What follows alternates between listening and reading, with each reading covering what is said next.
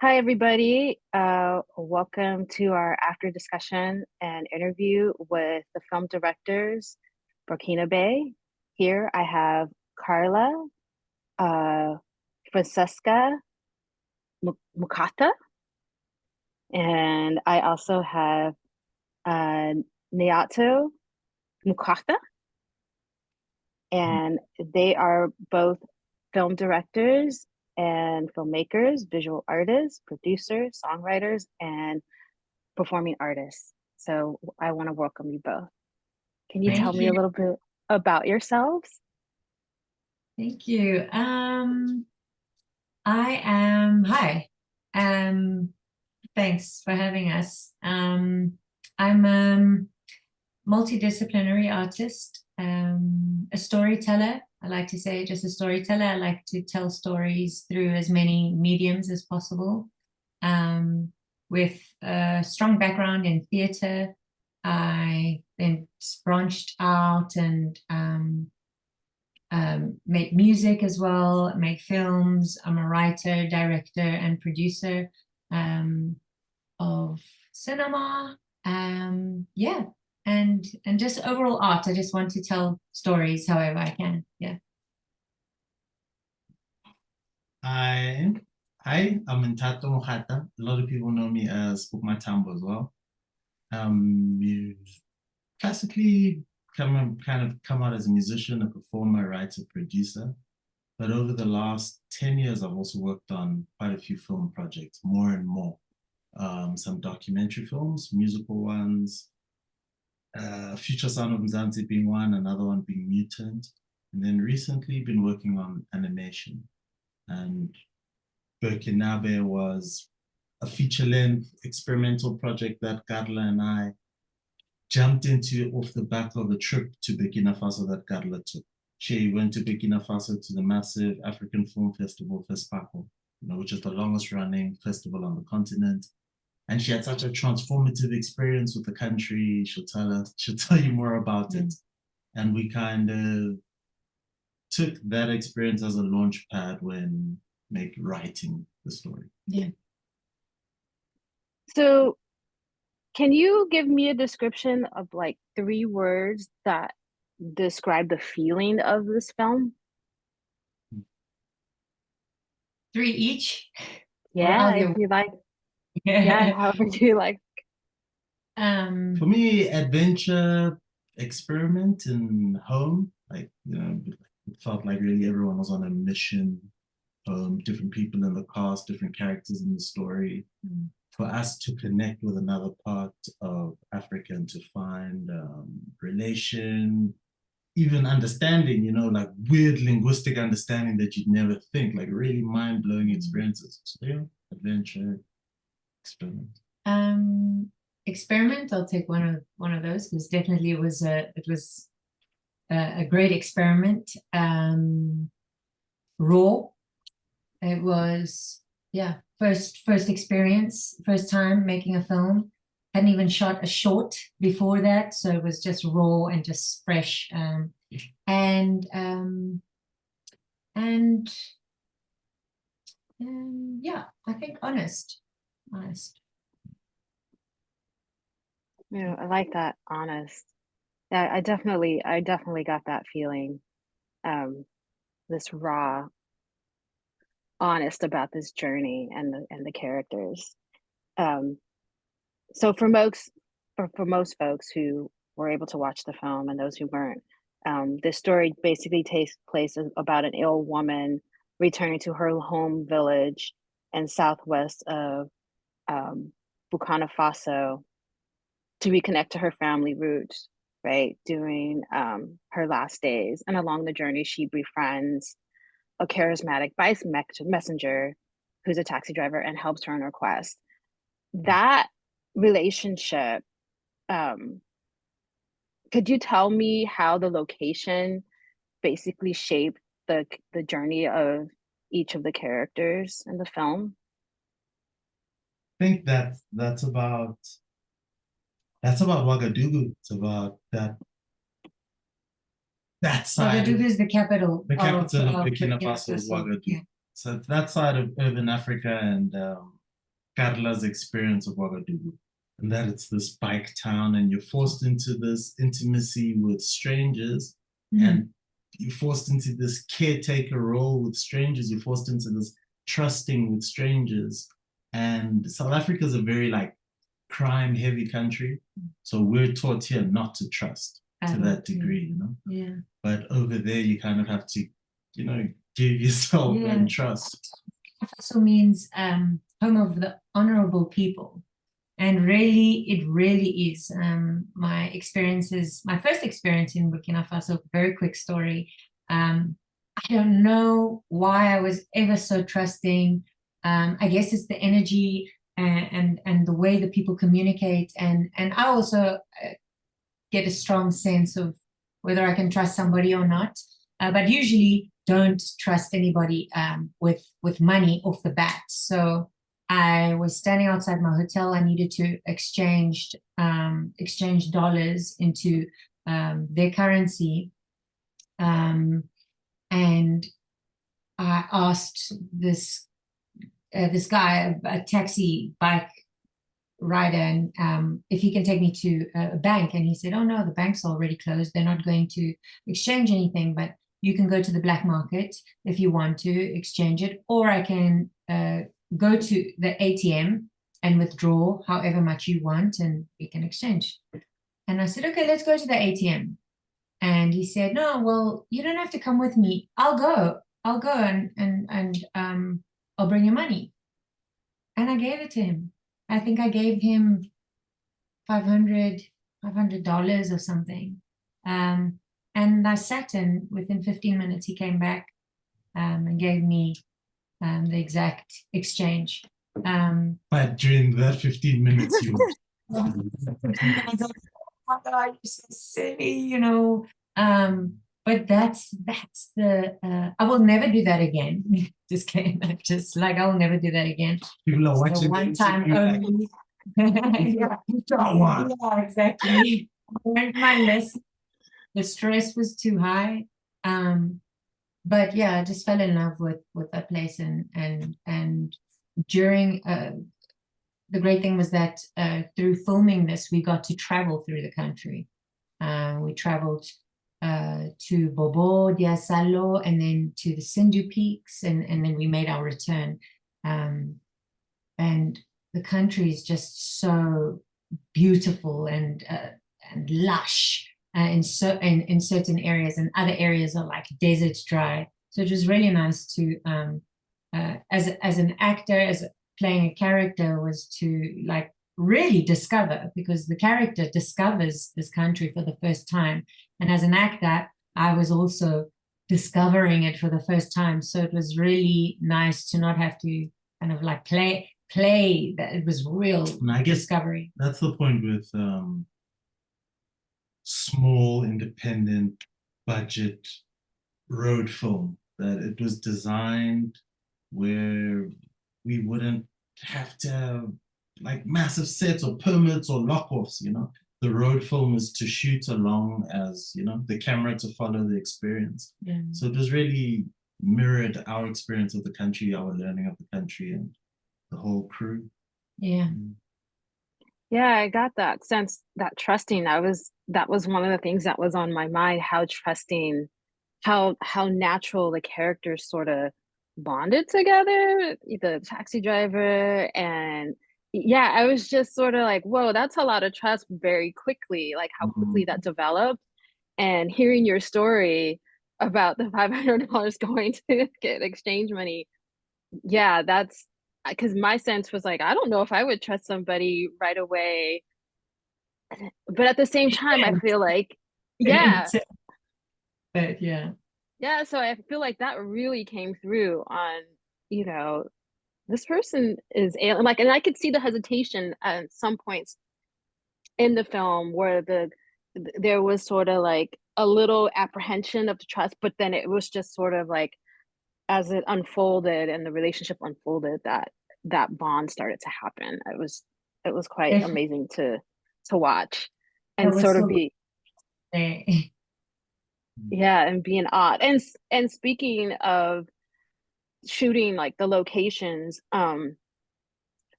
which part of the production process did you find particularly challenged to shoot? Everything. Everything. We had to shoot a feature film in 2 weeks. And we only had limited time because we were shooting in the summer, and the summer reaches like 40 degrees Celsius, which is really hot. So like Hamatan, winter, the sand comes from the Sahara and then blows, but then the light, it creates like this weird, horrible, diffuse, quite harsh light in the day. So we can't use that light. We can't shoot during certain hours. So the day hours were so limited. And then obviously we could shoot at night, but the daytime we only had like maybe 3 hours a day when we could, 3 to 4 hours a day when we could shoot, including setup. You know, yeah, or maybe less. I don't know. Oh, what do you mean a lot more? Why not in the morning? What are you counting? Setup, like full shooting.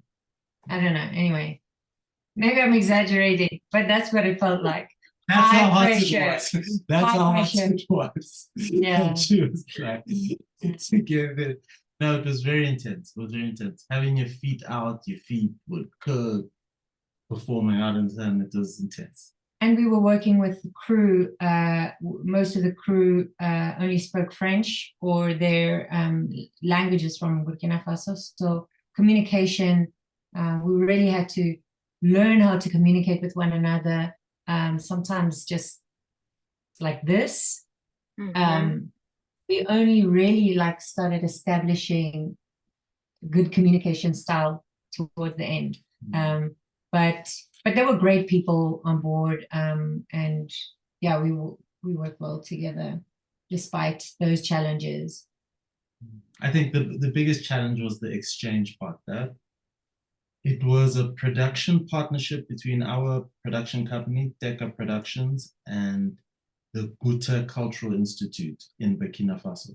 So their interest was to partner us, the South African filmmakers, with Burkinabe filmmakers. Burkinabe is what they call people from Burkina Faso. So Burkinabe filmmakers, team, the crew, the cast, and then us. So it was just that meeting point, fresh, not having experience worked before, the language barrier. I think that was pretty much the challenge. And that it was a guerrilla project when we came in. Yeah. And go, because our flight is in 2 weeks. So we have to get this done because we can't fly back. There are no second takes. There's no luxury of coming back to shoot. Going back to the location to shoot because the one character is on the other side of the world. So yeah. We have to bang it in. Yeah. Wow, that sounds really challenging. So 2 weeks, 1 takes, and it was like you're in and you're out. Yeah. Is that right? Yeah. Wow. No one would know that. Like, because those shots, those long shots, those outdoor long shots are beautiful. And that capturing that terrain, yeah. Wow. And 2 weeks, I'm just imagining how quick that was, but it didn't feel that way. We worked with really amazing crew, amazing team, Sibiri Wedrago was the director of photography. Yeah. Who we met on the project, and he just was a beautiful partnership. Yeah. He had great vision and just insights that even when we were like, he'd be like, no, this is what I'm thinking, whatever. And great. Do you feel like that sort of came through and the characters, like that speediness that urgency that had to happen in the filming process, that sort of bleed into the characters in shaping them? Well, like I say, the whole road, we really designed the film to not have to fake much. Like if we're walking through a road scene and people are like, what the fuck? Then it should look like they're saying, what the fuck to Miriam, or the two main characters' relationship. was really the two actors also getting to know each other, and was also their natural cultural difference that was also coming up on camera. So a lot of it was really honest. Like Carla said, was really raw. Mm-hmm. I think it did definitely come up on screen, like you said. Yeah, that's beautiful. So how did any part of the film and its process change you as a filmmaker, either like personally, and then what did you discover?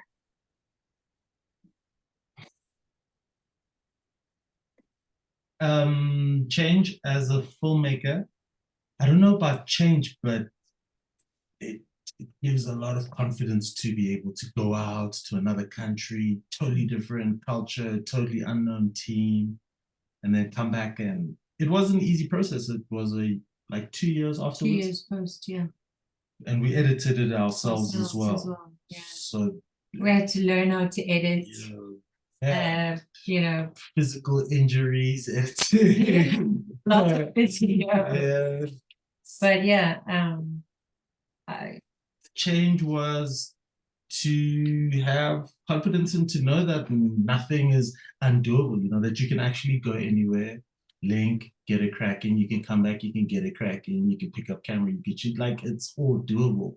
And the fact that a part of the production was also funded by us is even emphasizes that more, that really, yeah, it's doable. it's doable. It's absolutely doable. And not meaning that it's doable by ourselves because we have awesome people, right? Right. It means to have beautiful people and to work. Great collaboration. Yeah.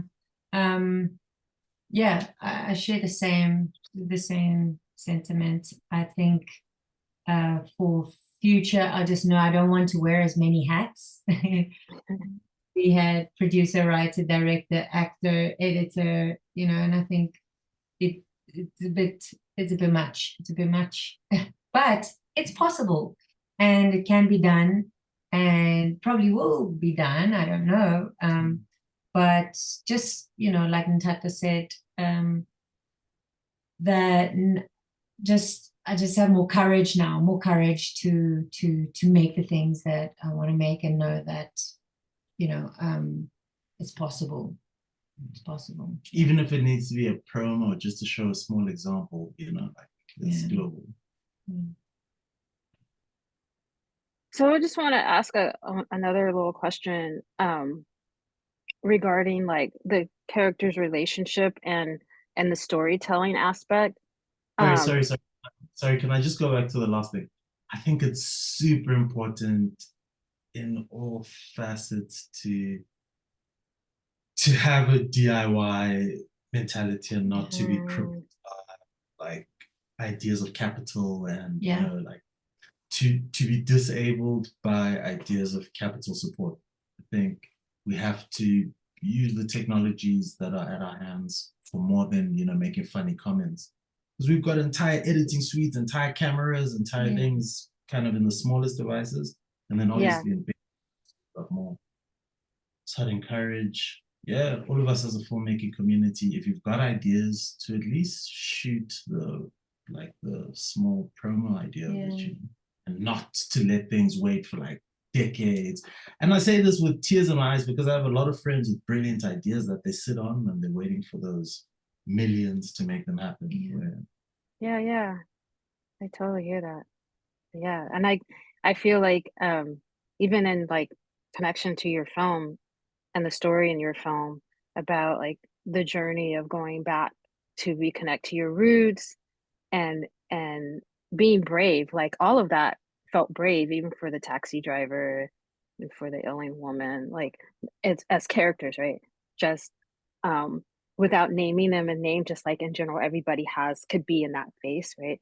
And the bravery it takes to do some sort of journey and trust and go through that, right? And be in an unknown place that's unfamiliar with you. I definitely felt a lot of that watching the film. It just like you said, that raw authenticity and that rawness of like, would I do this? Or if I was in that situation, would I do this? Um for me, yes.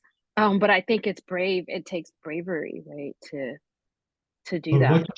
what you should take from watching the film is also that Burkina is very safe and very hospitable.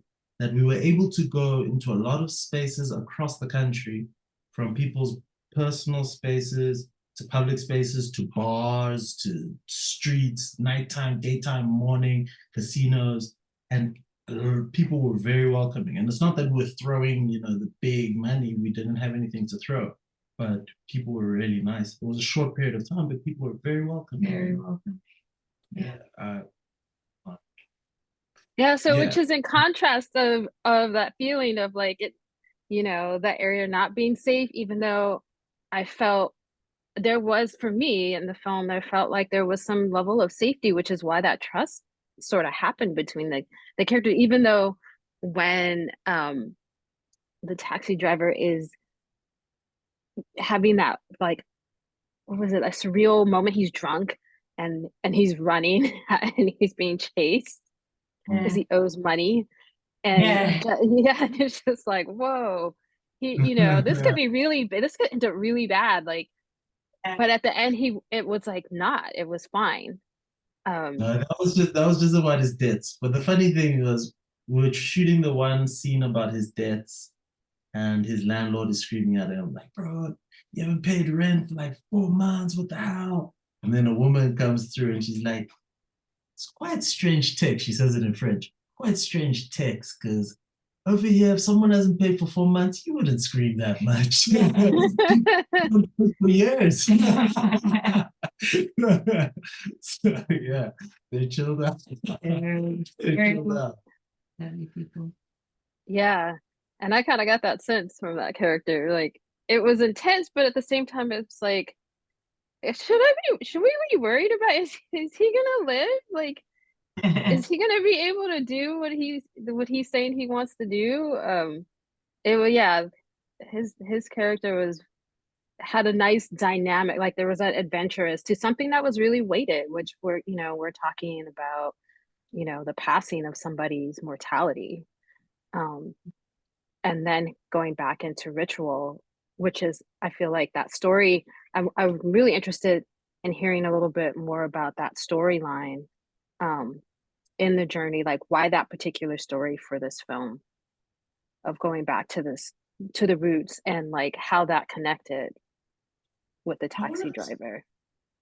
I wanted from my side as a writer, I wanted to do like a really universal, universal story of all of us as Africans and whatever our real home is. For me, growing up urban Johannesburg and having my cultural tribal homes in the Eastern Cape and KwaZulu and Limpopo, and the feel and the urge to go home, and knowing that there are people all over the diaspora who also have that pull. And then in the film, having the microcosm of this global thing be Ouagadougou and the villages in the pool. And every character from um, every character and their parents have this thing with Ouagadougou pulls them out of, home, but what happens to them? They disappear in this urban chaos. From the village. Yeah, and then it's to go back to the village and to hear the stories of all these transplants and expos. Yeah. Yeah. But it was, for me, I guess, my yearning for that feeling, my yearning to go. Yeah. And Carla, I have a question. So, what do you feel like are the most important conversations folks should be having beyond watching the film? And also as a female filmmaker, um, what do you feel folks should be having conversations about? Ah, um,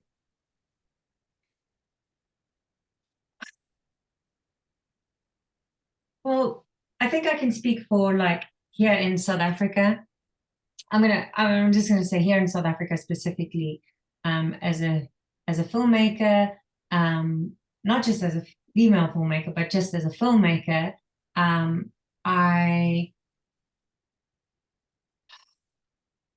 I'm struggling to see I want to say like honest. I want to say honest stories. I want, I feel like there are a lot of conversations about like stories that will get us to Hollywood, stories that will get us seen everywhere, but not our, the story about the woman who lives back in the backyard, her story, her love story, her, I want to see love stories, but like honest, not like rom-coms. I want to have conversations about non-liberation heroes, about the unsung heroes, about the everyday guy, everyday lady who sells fruit on the side of the road or whatever, the guy who sells cigarettes at the taxi rank or whatever. I feel like those are that we're missing. We're really missing some beautiful stuff. Honest, beautiful stories and relationships, and I would like to start engaging in conversations about how we can make those stories, how we can make those stories, how we can get, I understand the thing about like capital being an important factor, and the fact that, if you go up to somebody and say, hey, I want to tell a story about this guy who sells cigarettes at a taxi rank, who lives under a bridge, and he falls in love with some lady, whatever. It's like, where's the story? They're not going to give, but I really believe in those stories. So yeah, I don't know if I'm rambling. I just would like to, I don't know if I actually answered your question. Important conversations beyond viewing the film. Yeah, that's an important conversation to be having, to diversify the scripts coming out. And I think that leans into a bit of the question that I was going to ask about how do you all see the future of Africa through African lens as related to future projects? And it sounds like you've answered some of that via like the type of stories you'd like to see, the lenses and conversations. It is a very difficult and spicy question that you're asking, and it's very prickly for both of us and for future project, because that question infers like agency, and that's what it is. That the African stories, but to not have an executive production filter or a funding filter, or all these various levels of influence that a global gaze or a white gaze or global capital or global film, things that are attractive, spice films with. So yeah, it's that African film through the African lens, honestly. Yeah, it's a challenge. It's a challenge because of the is it African money? Is it African money behind it? Yeah. And I say that really because of some projects where I've worked on where despite their request for an honest, authentic African story, there's always their insistence and their desire to see themselves in what they want is, that's where they want to put their money, where their interests are. Yeah. Well, I have to say, I really appreciate you both writing, directing, acting, and putting out this film. It definitely is authentic, and it encapsulates what you all have been saying in our conversation. And I hope folks are inspired by that and just could be with the story. Right? It's not about anything completely wild, but it's really about these characters, right? Absolutely. And the stillness, I think people who watch the film will notice how still the film is in moments, and it's really just to have people just sit down and watch, without the stuff, without the other stuff that might be expected or demanded. Yeah, it's just to sit and watch a story. Well, again, I want to thank you for your time and for talking with us about your film. And I hope and wish for many more success in your journey as artist Thank you in the so world. much.